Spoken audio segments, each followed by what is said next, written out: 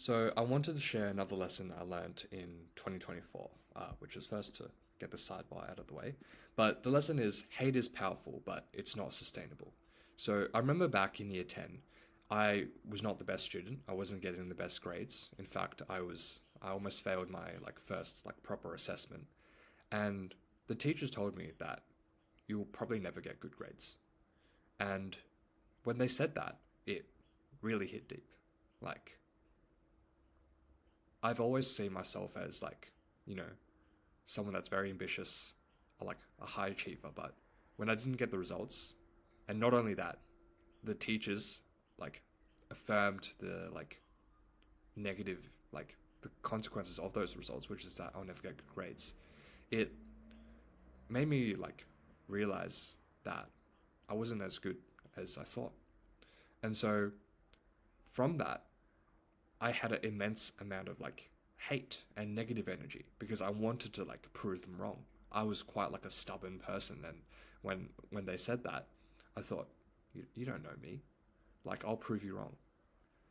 And it sounds kind of weird now that I think about it, because yes, I ended up scoring the top of my country, and so eventually they did see that and they gave me the recognition, but it wasn't actually as fulfilling as I imagined.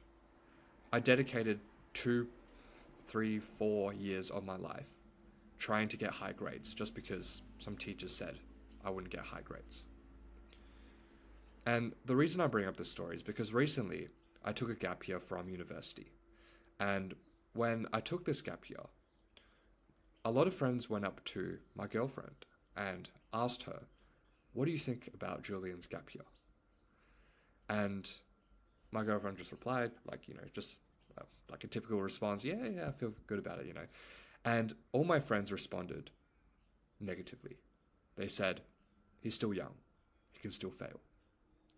Or that's why at least one of you will have a stable career, because she's doing medicine and I dropped out of med. And so when I heard this, I almost had the same instinctual response as what happened back in year 10, which is, yeah, I'm gonna prove them wrong again. But this time I thought a bit differently because I knew the first time I wasn't actually fulfilled. And when I did a bit of digging, I realized when people doubted me in the past, I was extremely insecure. And so my response would be, I'll prove you wrong. But I realized that that was a very negative mindset to be in, because it doesn't lead to fulfillment, and it doesn't lead to growth as well. Even though I ended up technically achieving my goals, it was definitely not the smoothest journey. And so the question I asked this time is, what if they're right? But when I said, what if they're right? It's not from a point of insecurity. It's more so from a very cerebral perspective of what if they're right and what can I do differently? And so the reason I want to share this is because if I wanted to become the best version of myself, it's not about proving myself to other people. It's about proving things to myself. And that's why hate is powerful. It's a temporary feel, but it's not sustainable. Eventually, you need to be driven not by hate, but for love for yourself.